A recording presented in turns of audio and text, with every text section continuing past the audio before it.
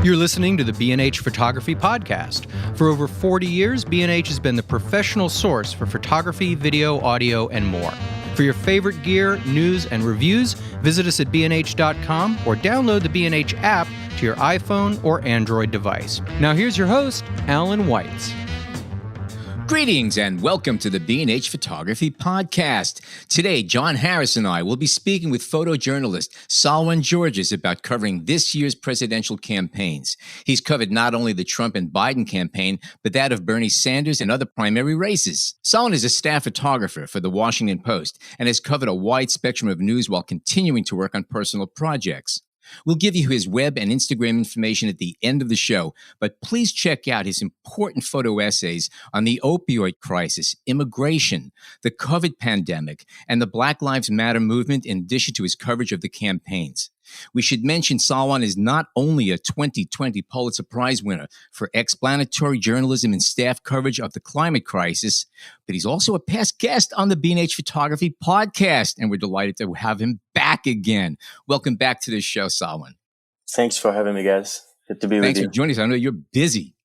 Trying to, have some free time when I can. You probably need some like decompression time at this point. How is it possible you have some free time? Yeah, I have no idea, honestly. I keep trying to figure it out. But I mean, when you have good coffee, start the day. It kind of eases things. So is this your free time? I made some time. Thank you. Would you say the coverage is over for you at this point? Because it seems to me that things are still pretty busy. So have you slowed down at all, or are you still pretty much moving? I mean, this year, 2020, nothing is predictable, and I don't think anything has slowed down in this year. This year has just been an odd year. There's been so much news, so much things to cover, and honestly, no, it's picking up. It never slowed down. I mean, technically the election's over, but it's not. No, it's not. Because, as you could tell, cases are going up with the COVID-19. So that's the coverage is maybe shifting. I'm not sure, but we just got to cover every ground, Are you waiting every day for kind of your assignment, or do you know what you're going to be covering, days in ahead? Some days I am, but with the election and it just, you don't really have a schedule. You just got to be bouncing back and forth in different places. So currently I kind of getting my assignment or planning, and I have stories lined up. So honestly, no, I'm just trying to finish things to jump to the next things, and it's just gonna be busier. Or rest of the year, yeah. Do you have election-related coverage for today or for tomorrow? Anything on schedule? I'm going to join President-elect Joe Biden starting Sunday. We have a great one of our newest photojournalists, Demetrius Freeman, who's been covering. And then I'm just back from Michigan yesterday. I was there covering the whole election day and protest and related stories, and I'm catching my breath, getting a couple of days rest. It's more like, doing maintenance for equipment, making sure everything is running and smooth, and then going back to, giving him some break, kind of rotating with him. I have a question for you that's it's kind of related to your everyday running around. You have to do a lot of traveling for what you're doing because, again, the candidates are moving around and you're covering them. And travel is a big issue right now with COVID-19, the pandemic. For the most part, do you feel fairly safe traveling around? Are there precautions that are being taken? Are people following protocol, or are you traveling specifically with press groups that you don't have too much control over? What's reality like for you? So there are differences. If you're in a tight pool, like Demetrius is in a tight pool with the president-elect, or maybe Jabin, our White House photographer. He's with President Trump sometimes, so that there is differences. But for me, the past, when I was with Bernie Sanders, starting the year, Senator Bernie Sanders, starting the year, we were in a tight pool. We were traveling with them, we will go to maybe 5 states in one day. That's different now because I was in Michigan mainly, and I was traveling by car to different, wherever the President Trump was campaigning, like it could be 2 hours, 3 hours. But when you are not in a tight pool, it's a little difficult because you just have to President Trump was doing 5 rallies in different 5 states. You can't do that. So sometimes we had different photographers, different places and freelancers. But for me, I was mainly traveling to a certain area and staying there, like hankering down, like in Michigan, and then covering whoever, swing by. Hmm. And when you're in like a tight pool, as you say, you are traveling with the candidates, or are you on their same bus or vehicle, or are you renting a car and just staying close? Um, I think again it depends on the candidate. I remember with Senator Bernie Sanders, we were on a press plane. There were two planes, so we were on a press plane, and he was on a different plane with his close staff and family, I think. So I haven't been on Air Force One, so I'm not sure what the experience like. Is it the same plane or I'm not there yet. I'm just covering so many different things. I don't do mainly politics, but with it being an election year, an important election year, I'm helping out. And being a photojournalist at the Post, you kind of have to be able to cover anything that gets thrown at you. Yeah, clearly you've done so much. But do you need to get tested? I mean, do the campaign or does the Washington Post require that you get tested for COVID? So I'm going to take a little bit back in March. So in March with Senator Bernie Sanders, I mean, it just like, I think about it often. I mean, we were like before, like, I guess the one day that we realized, oh my God, this is real. It was when we were getting ready to board a plane to go to Cleveland, Ohio. Both now President-elect Joe Biden had an event there, and Senator Bernie Sanders both had a really large event in, I think, Cleveland, or I'm not sure, I don't remember, but I remember it was in Ohio. And that's when everything got canceled. They were like, we cancel our event. We're going to go back to Vermont. And that's when, oh my God, like this is real, like things are not going to be the same. But again, we were still traveling in planes. We were still like not really wearing masks at that time. But now everything has changed. When I'm going to join coverage President-elect Joe Biden, I'm get tested on Sunday before even getting approved to start. And I think we'll be getting tested every day. Same in the White House. The tight pool get tested every day. I usually get tested before going to a place and after, just to keep people around me safe. And when I board a plane, I'll wear two masks. I'll wear an N95 and just a surgical mask. When I'm covering a protest, I'm making sure to wear an N95 mask. This pandemic has changed a lot for us as a photojournalist. I mean, like your whole workflow changed. Sure. I mean, just reading a newspaper, a book, or anything on my phone with a mask on, it fogs my glasses up. I can't imagine having to work all the time with a mask on, looking through a finder. It's got to be tough. Yeah, the one the one problem I'm having, I'm hoping like moving forward with camera, like inventors can figure it out. My viewfinder keep getting foggy with the mask, so like Yeah. it's hard to figure out. But thank God I just switched to Sony, and I have Sony A9s, and I'm using the LCD a lot because the screen, because I can't, like, it's so hard to see because you keep getting foggy when you're running around covering a protest. Yeah, it definitely helps. And I would imagine you're also especially thankful for autofocus at this point too, because again, if autofocus wasn't there, dealing with a finder just composing an image could be challenging enough right now. Nailing focus at the same time, at least when you press the button, chances are you got a sharp picture. So these are real challenges though, because that's your job. You got to record this stuff. Yeah, I guess it depends. If you're on a really, really crazy schedule, like you don't have time to catch a breath. Yeah, I mean, that definitely come into play. But if you are you have some time, or you're looking for a feature photo, I do play a lot with manual focus because my background, I didn't learn when I learned photography, I didn't learn it digitally. I learned it in film. You and me both. So, I guess we're learn the hard way or the No, correct way. Yeah. no, actually, it's a little sidebar here, but the truth of the matter is, if you learned without autofocus, it does sharpen you a little bit because you had to anticipate more. It does sharpen you a little bit because, again, it's easy to work with autofocus, but that's a whole other conversation. Let's get back to the topic here. Actually, I have just kind of want to follow up quick on the testing question, because are you on your own to get tested? Do you have to find your way to an urgent care center, or does the newspaper handle that for you and make these arrangements? So thankfully, like the Post taking care of the cost for us, and there's a place in DC that they do that really full swap all the way up your brain. Oh, Yeah, I've been there. But at this point, it doesn't feel like anything because I've done it so many times. Yeah. I've been tested so many times since the start. They cover the costs, and then when we go with a campaign, they do their own testing.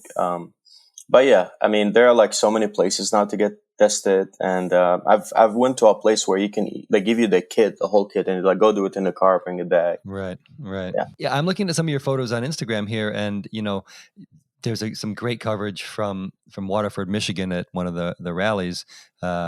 This is just really 10th, right before the election. I mean, did you fly in for that from Washington just to cover that particular event, or were you hanging out in Michigan doing, getting as much as you could?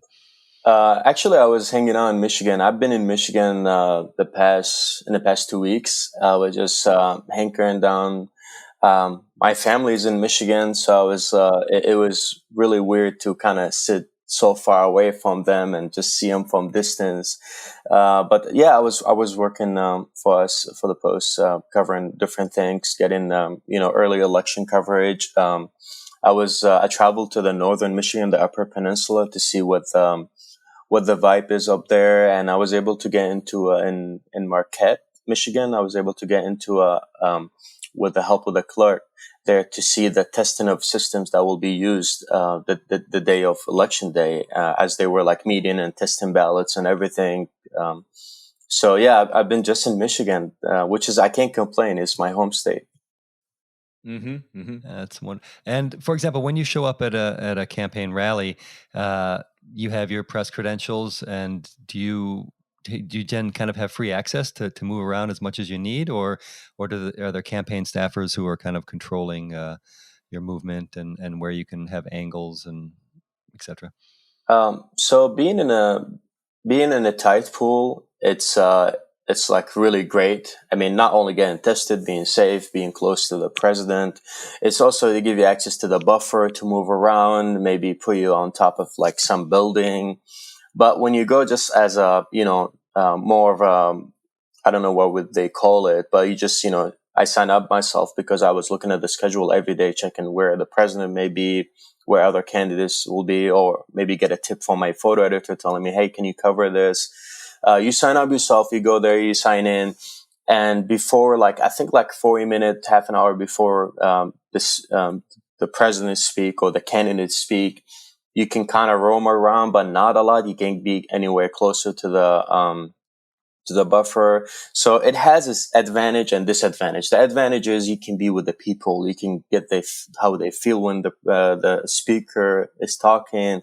You can get the emotion. You can get all these features, almost behind the scenes stuff. You can get really great stuff.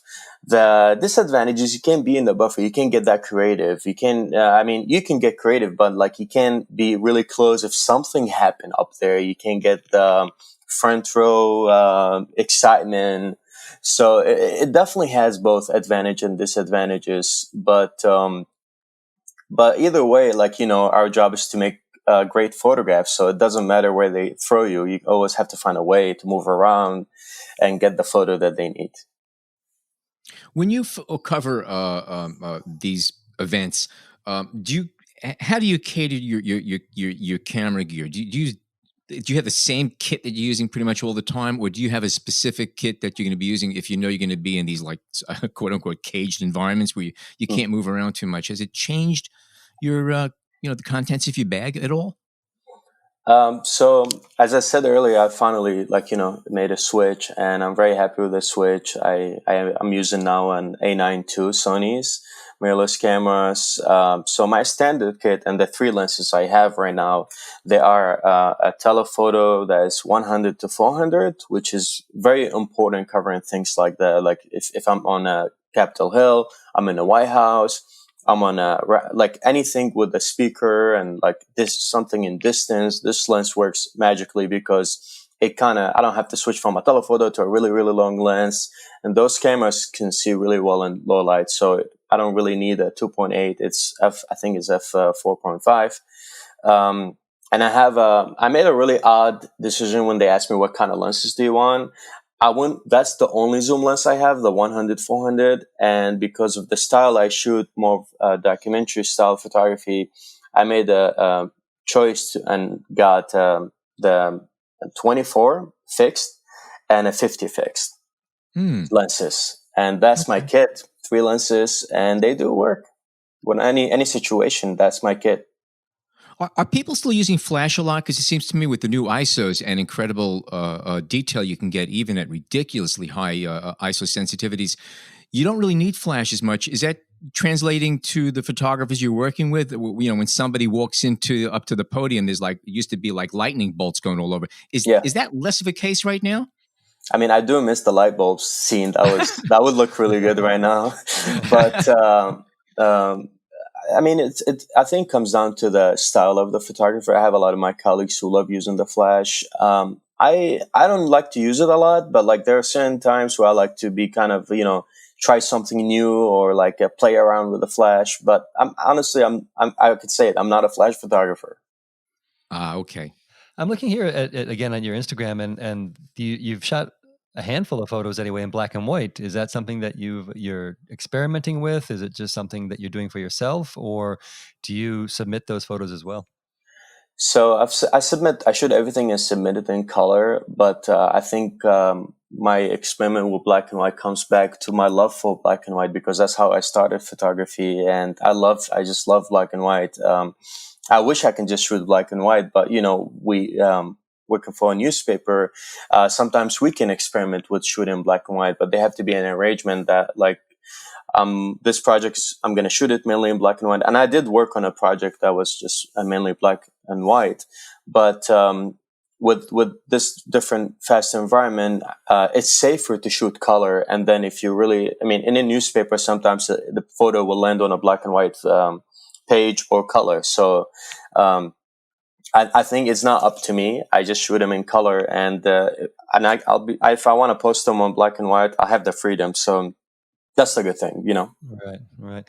So let me ask about that process a little bit. I mean, how much of an edit do you do before you file, and after you file, do you just kind of not think about it at that point and just get on to the next day's shoot? Yeah. And just is that kind of your process? So I don't do a lot, because I mean, honestly, I don't have time to edit a lot, because sometimes you like walking and as you walk and holding your laptop trying to file, or, you're about to jump on a plane and you lose Wi-Fi. So I try to do, I mean, we don't really do much because, we shoot in color. We're not sending in black and white. And I work for a newspaper, not like a magazine. For example, a magazine, you may have time to kind of process and edit and,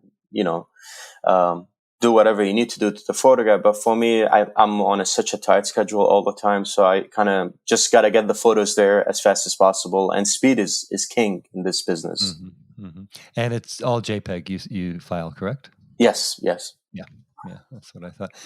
So I have a kind of a specific question. Again, I can't get enough of your Instagram feed, and I encourage our listeners to take a look. Salwan George. There's a wonderful shot of President Trump's as he's flinging a hat to the crowd. Do you know if did that photo get published? Did that run? Yes. I think it got published. I don't know what page, because I try to look. I mean, I do look at the paper every day, but like sometimes I'm just like covering, nonstop. Like for example, before Election Day, we covered the rally of President Trump at the in Grand Rapids. I remember. Yeah, it was in Grand Rapids. He got on stage at midnight. and he spoke, I think, for an hour. I don't remember exactly, but I remember getting home at 5 a.m. that day, 4 a.m. that day, and then waking up at 6 and going, getting election day coverage. So like I don't really have time sometimes to make sure, but like we have so many great photo editors at the Post, and they make sure our work is seen. And sometimes they send me like a PDF of the page, like, oh, look, we're going to use this tomorrow. But I totally trust them. I send the work, and I know if it's not published the next day, it will be published for a certain story. It will be put on our Instagram at WashPost Photo. There's always in this time, there are like so many opportunities for our work to be seen, and especially working for a place like the Washington Post, we have different areas that the work can go and fill in and kind of help our viewers to kind of see like the latest stuff. Right, right. Well, that's just the series you posted from that event are wonderful, and it looks like you were. Not only were you blending with the crowd and you were very, in tight, you had access to the stage and to the president. I mean, Yeah. it looks like these are shot with a 50 millimeter. It could be with that 100, 400 that you discussed, but hard to say from this point of view. But the access is pretty clear. Yeah, I was on the side of the stage, and I wasn't really that close. It looked like I was close, but again, I was using the 100, 400 for some shots, and when I'm next to the crowd, I was using my 24 and sometimes the 50. But I like to be only with two lenses because I don't like changing lenses when I'm around people and when I'm in the photographing, because it just it slows me down. So you just kind of like make a choice and make the best, work it with what you have. And I come from a background like using film and using like one lens, not a zoom lens, like a fixed lens. And then I kind of like the reason why I made that decision to kind of have one of my two lenses are fixed, because I like moving around. I like to get close to people, move around. I mean, I know now with social distancing and keeping 6 feet, I try to be very respectful of people's space. And then sometimes you have a protest where people come right through you, and you have to make the best of it, the situation. Often it seems like sometimes rallies and protests may blend into one another. Have you always felt safe when you're at rallies and protests? I have felt safe most like rallies because you're going through security, going through when it's like a presidential or a candidate rally, it's pretty safe because you're going through social, you're going through Secret Service, you're going through so much, you can't. It's pretty safe. Mm-hmm. When you do covering protests, I would say, I don't know if you've spoken to my colleagues or people in the field. Minneapolis wasn't that safe, and in some areas, especially later in the day or midday, it just wasn't safe for us to work because we had like getting attacked from both sides. I would say, and you just wouldn't know who will come at you, and a lot of my colleagues were assaulted too. Was that specifically because of the fact that there are people who have a lot of animosity towards the press right now, for whatever reason it is? Or is it just that was the atmosphere itself was just too dangerous to be there? In other words, were you targeted because you were a journalist, or you were just part of the crowd? I'm in Minneapolis. I don't know what happened, but you just, I don't know if it was a target or not. I can't say, but all I could say, just like you had a lot of my friends got shot by rubber bullets. We had some guy jump off of a van and chase us with a crowbar and broke one of my colleagues' camera. You just don't know. So what really helped us is all of us, photojournalists, we worked in close, small groups and kept an eye for each other. And some people were like really experienced and they've been into wars. And so they kind of helped us keep us all safe. Well, and the rallies though are usually they're pretty upbeat and the folks are happy and excited. Do they treat you well at the rallies? Do they let you shoot as much as you like? I've never had any problems. I know some people were called out and stuff, but I've always had no problem. I was just being respectful of people choice and people decision and I'll just like stay on the side and work. And maybe I like to meet people. So like, it doesn't matter who they voting for or who they gonna pick for, for to be the president. I just treat everybody equally and go and have a conversation with them. And people always feel calm after you approach them. I mean, you wouldn't want to be walking the street and someone point a camera in your face and just like give you a weird look and walk away. That's not what we do. So I usually like, say, even if I'm not getting that person's name, I like to say hello and tell them what I'm doing. If I have the chance, because sometimes it's just like, it's chaotic and you just got to do your work and kind of document the importance of that moment and move on. Do you mention the newspaper that you work with every time you introduce yourself?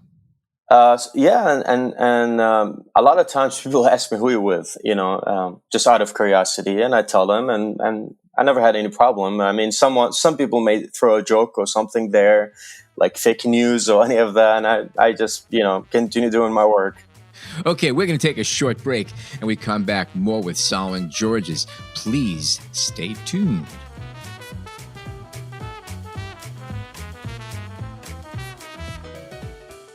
We hope you're enjoying this edition of the B&H Photography Podcast. The best way to support the show is by subscribing on Apple Podcasts, Google Podcasts, Spotify, or wherever you get your podcasts. For links to gear and more information on today's guests, check out the show notes in your podcast app or visit our homepage on the B&H Explorer website and join the B&H Photography Podcast Facebook group. And now, back to the show. Okay, we are back. I have one question I was thinking during the break. You've obviously gone through a lot in the past couple of years with this campaign, and you undoubtedly have come to some new survival techniques and little tricks you learned away. Anything you want to share with us about traveling, photography, anything that little tips that you picked up that just help you get through and get the job done? Yeah, the one tip I've been dealing with this whole pandemic is being safe in hotels, wherever you stay in. So it's been a whole different ball game. Like when now traveling and if you fly in, you have to make sure you sanitize the chair you sit on, all everywhere, anything you may touch. When you get to their car rental, it's basically almost like a double cleaning. So you have to like wipe down every corner in that car, wherever you're going to be using, roll down your windows, make sure the air circulate pretty well, keep your mask on until you drive and the air circle. Get into the hotel has been very tough because I remember I landed in Minneapolis. It was, protests and riot and shot all day from like 7 a.m. until like 3 a.m. And then walked like miles and miles on my foot. So by the time I get to my hotel, I just want to crash. But with the pandemic, it totally changed everything. I had to like basically almost like clean my own apartment. So I had to wipe down the whole room just to be safe.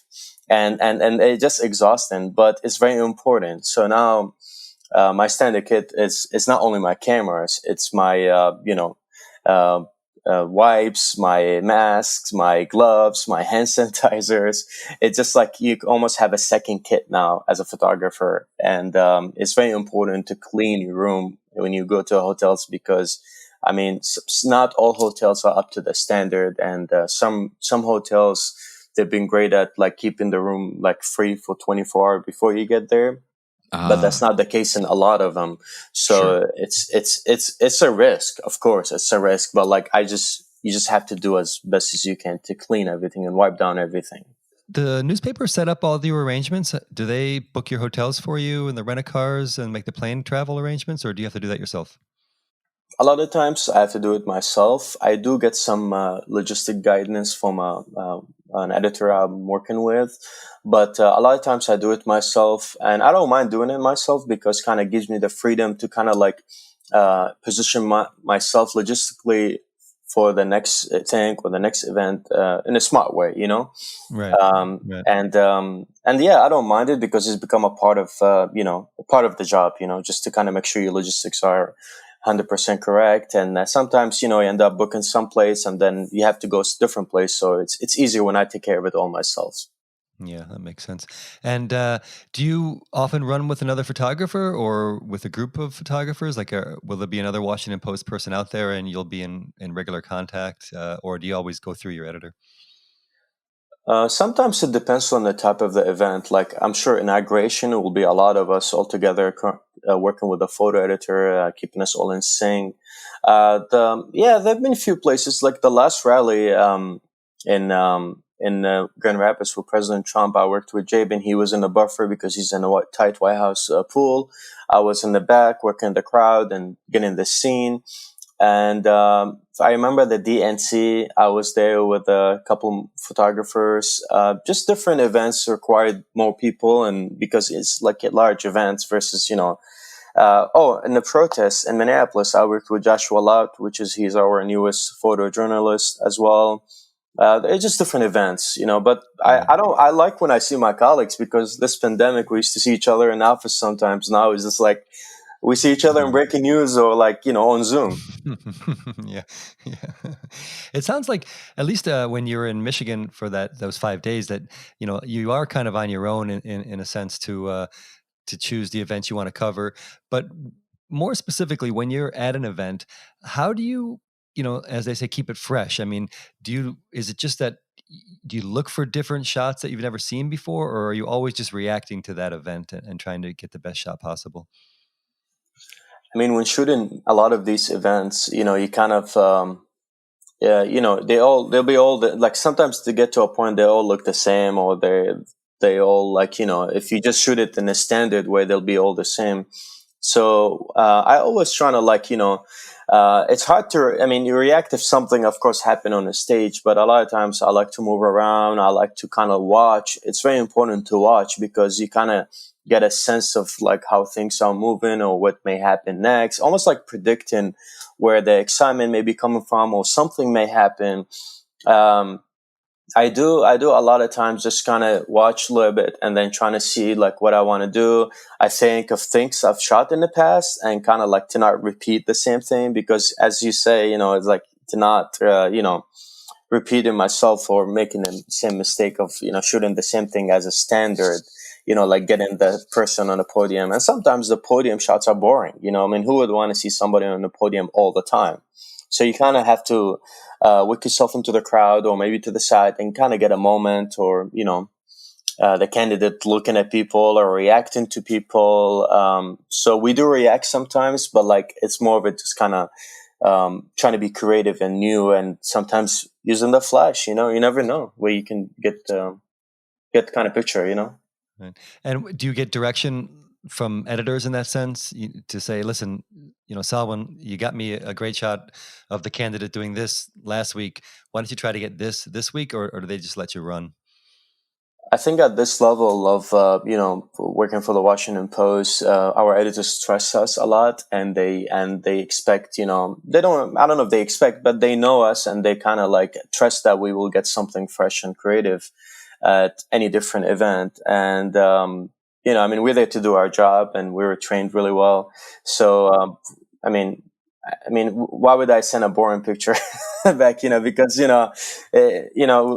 never lose the passion. You always gotta, come up with something new. You always, gotta set something back to the newsroom because, I mean, as you know, like you have the Wire there, you have all type of photographers, they're sending different stuff. So, editors have a hard job. And when they have like thousands of photos coming from a certain event, it's very important for me to think of that too as I'm shooting because I know like I kind of keep an eye, watch, know where everyone is, where my colleagues are, and kind of trying to go to a different area to get something different. Are you competitive? I think in this job, you have to really be competitive in a nice way. That's how I call it. Like, I love all my colleagues, even if they're working for a competitor newspaper. The thing is, like, we go way back. A lot of my colleagues, we were in Eddie Adams together. We're friends before becoming staff or, working for someone, like a big newspaper. So, actually, I love working with my colleagues, even if they're working for somebody else, because we're all friends, and it's good to be competitive in a friendly way. I always say that, because if you're not competitive, you kind of lose that fire, and you just not see everything in a creative way. So and it's sometimes you fail and sometimes you get the shot, but if you fail, like, honestly, it kind of helps me like think like, oh, maybe like, I gotta watch this next time, and kind of like you learn. It's a learning process. I'm still learning, and I'm sure like I would never say, oh, I've learned everything, I'm an expert, because that's not the right way. But yeah, I mean, I love being competitive, but of course in a good way. Somebody once gave me a little quote that was kind of interesting. It's like, the more I learn, the less I know. Yeah. And that's really true. I mean, I've been taking pictures for 50 years, and photography still never fails to amaze me. I'm always learning something new. You're dead if you're not learning anything new. Um, Exactly. Here's a question for you. How has maybe it has, I don't know, but has your coverage of the primaries and the election affected your personal work in any way? The kind of things you're looking for, or the way you're approaching anything, or no? I mean, it's definitely like has taken time away. My election But coverage has definitely. it changed the way you approach, or the kind of things you're looking to do? Basically, as a boomerang, just as the opposite of the intensity of what you've been doing with the elections.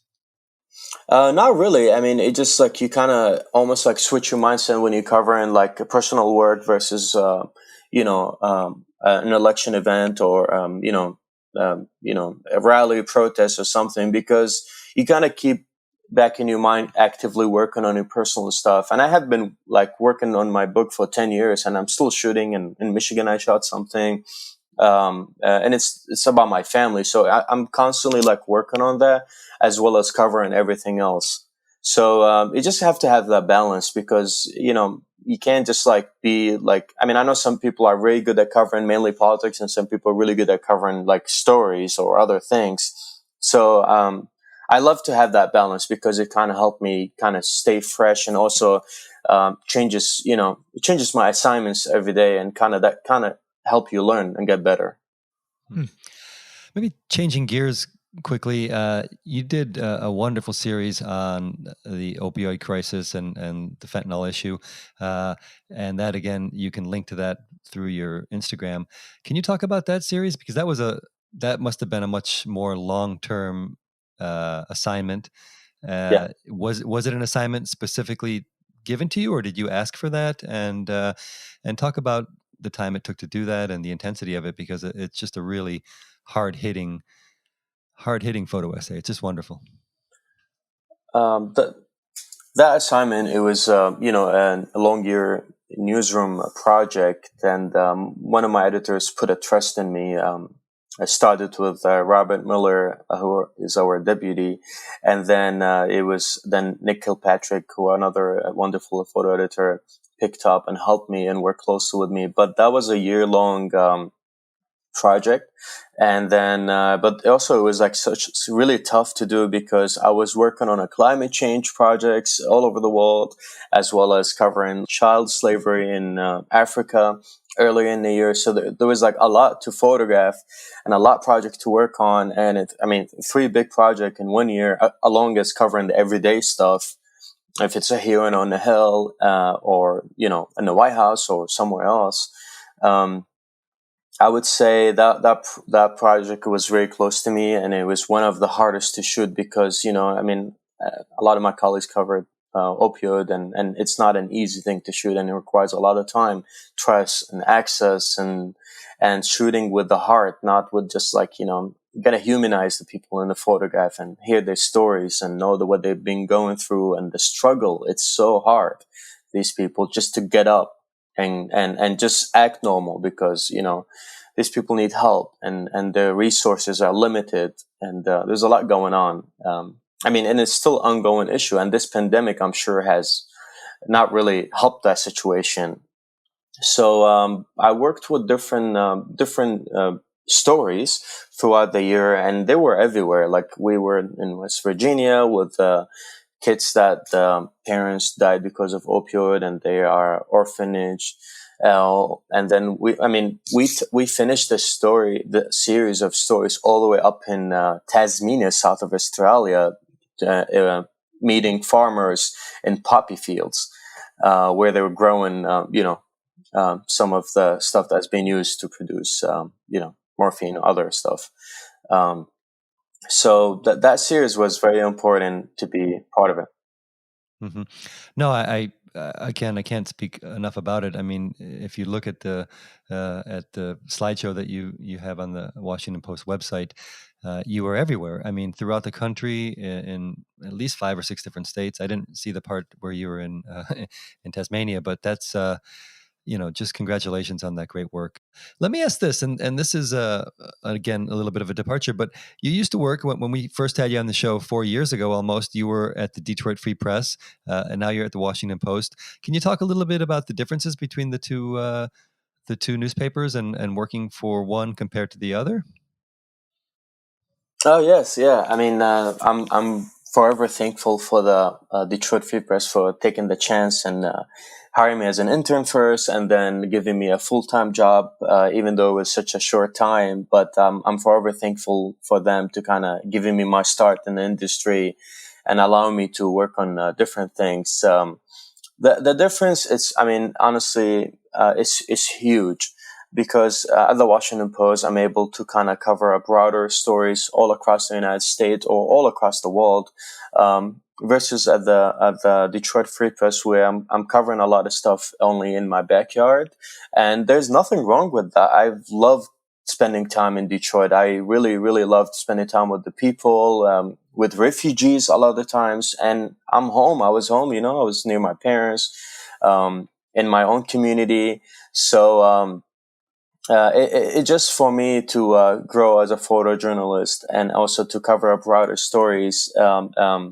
I just took the opportunity, and that I've been very happy and forever also thankful to the Post for giving me the opportunity to continue doing my work and kind of working on stories that like really really makes me happy, and it really gave me the satisfaction that I was able to kind of shed light on certain things and kind of, make somehow change people's life to the better, and kind of, to do important stuff that kind of could help whoever needs, help. Based on that answer, would it be safe to say that, again, remove, if you want to call it the ego aspect of it? I mean, let's face it, working for the Washington Post is a big deal. That's one of the biggies. That's what you strive for. You want to work for a big name publication, especially if you're a journalist.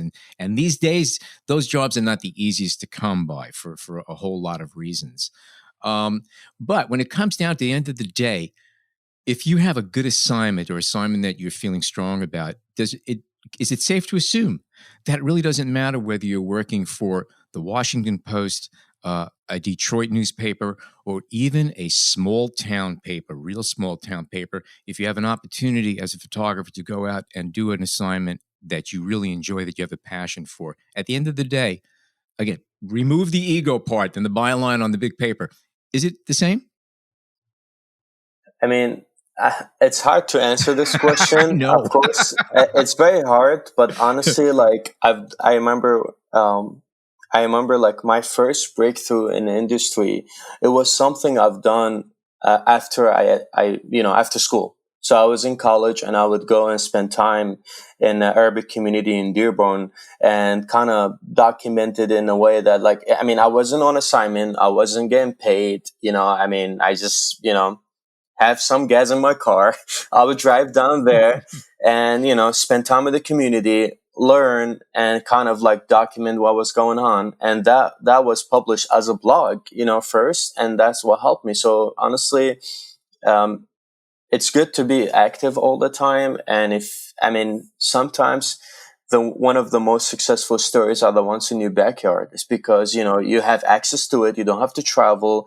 You photograph this situation and come back to your comfort zone, which is sometimes is very important balance. Like sometimes when I was covering the opioid crisis, like when I get back to my hotel and after photographing such a scene, I can't sleep, because I just witnessed something so traumatic. And trying to kind of meditate and kind of relax and all that. But, having access to something in your backyard, it's important because, you don't have to spend that much money. You can just, go there. And sometimes these stories are like one of the stories that we won't hear about. And they could be very important stories for people to get to know about something going on in this certain city or, neighborhood, or even like in your own street. Yeah. So when looking back on the coverage of the campaigns, would you say there's one or two photos of yours that that you really think stand out, that kind of sum up the campaign for either candidate? And maybe answer that question first, and then can you answer, did they make it to the newspaper? Did they get published, those photos? Yeah. So I planned for this photo on the final debate night, and I didn't plan for, like, I didn't think I'm gonna get that photo that I got. I was planning for something else.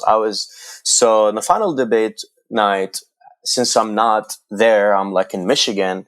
So I was hoping to kind of get like someone watching the debate at the airport in Detroit, someone watching it on their phone, So I specifically like booked a flight during the debate to kind of hoping to get somebody maybe in a plane looking on their phone, or any type of like related coverage to the debates and what's happening in the country. So I got on my flight. I was sitting a little bit toward the front, and then we got in the air. They turned the light off, and then thank God that Delta flight had some live TV, which is not available in every flight. Even Delta flight's not available in every flight. So I was really excited to see. I was like, oh my God, finally! And honestly, I didn't want to bring my camera on out, because I wanted just to photograph with my phone to kind of like not draw too much attention and kind of like make it feel natural. So thank God I had fast Wi-Fi on that flight too. So I was shooting, a couple of people sitting next to me on the other aisle, just photographing them watching the debate and all that. Then I just had that sense, like, I was like, how many people could be really watching the debate? Like, I mean, of course, there's a flight going from Detroit to DC. So most people going to DC are like, interested in politics. So I jumped on, it's like, let me use the restroom. And I know I'm going to get a lot of weird looks. Why, if he's in the front, there's like bathroom right there in front of you. Why are you going all the way in the back? And I was like, I'm just going to take the chance. So I walked all the way in the back. And then on my way back to my seat, I just saw this scene that's like totally like surprised me to see like almost every screen was watching the debate. So I just pulled my phone, grabbed the photo, sent it to my editor back, just texted, not even like, I didn't have the time to put captions and all that, but I wrote the caption in the email and send it. And that one of the photos went viral, and it was just like a surprising, kind of surprise, situation. But I did plan for it to be that, like, to plan to get some people watching, but I didn't expect to be the whole plane watching the debate. So, that kind of like tells you that like, this election has really turned everybody's, attention to see what's happening and involved. So, it was very interesting thing to see for me. And I didn't expect to be like that kind of picture, but you just get lucky sometimes. It's kind of the opposite of the pictures you see. They showed like in Times Square, the buildings that, like that each building's a giant TV, and they showed the debates going on with people in the streets looking at it. But here, it's like you have all the people looking at individual screens. It's actually more powerful to do that, because again, if you're in the street, you're in the street, whether it's playing or not. But if you're on an airplane and you're watching that screen, everybody was focused on it, and that's more powerful than any Times Square picture you're ever going to see, for sure.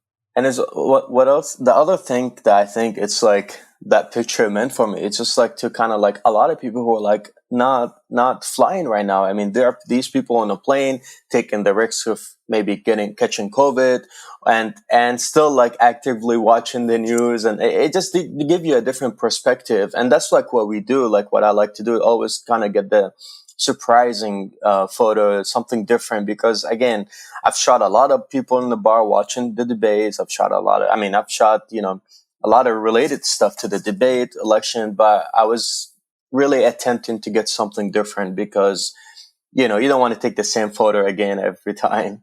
So, Also, I mean, I think it speaks to the idea that, we are all kind of in our own little bubble, looking at these elections, and the fact that everyone has their own individual screen in the airport, in the airplane, leads to that idea. But it's incredible that was just with your phone, hey? And did it make it to the newspaper, to the print edition, or was it just online? Oh yeah, it made it a lot of places, which is I was very happy and shocked too. Like a iPhone, like I mean, I've learned that with a lot of my mentors is like the best camera is the one you have on you. So it doesn't matter. Sometimes you see things and it's like if you pull up any type of camera, you can capture it. It's not. I mean, I'm sure if I had my Sony, I would have gotten more of the quality and the depth, but all that, but. Things like that, I was shooting in really low light, but it doesn't matter. Yeah. So you have no problem then using your phone if you need to and submitting. That's pretty common, eh? Yeah, I mean, I'm shooting my book all with my phone since I've been working on my book for the past 10 years, and it's mainly shot with an iPhone since the first iPhone that first came out. Wow. Yeah. We're going to see a progression of image quality go up for sure. Of course, a lot, by a lot. Yeah. Great. It's a pleasure having you back here on the show again, and hearing your experiences. It's a fascinating topic, and again, it's not even over. If people want to catch up with your photographs, where can they go? So currently my website is under a lot of changes, so it's down, but my main account where I share a lot of work, it's been my Instagram. It's just at Salwan Georges. And that's where I share all my work, all latest stuff, and also my experience sometimes through stories from traveling and transit and showing what it looks like to work in this, pandemic. Well, and all of this information, all of the contact and all the links will be in our show notes. So if you missed it, you'll be able to catch up it. And we'll also have some of your photographs on the show notes as well. Great having you back again. And we look forward to your return visit for a third time. Always good chatting with you. Thank you so much for having me. Great pleasure. If you'd like a heads up the moment a new B&H Photography podcast goes live, it is so easy. All you have to do is head on over to wherever you get your podcast fix. Type B&H Photography Podcast into the search field, and you are part of the family. You can also find us on the B&H Explorer website and on the B&H Photography Podcast Facebook group page. All of that said, my name is Alan Weitz, and on behalf of John Harris and Jason Tables, thank you so much for tuning in today.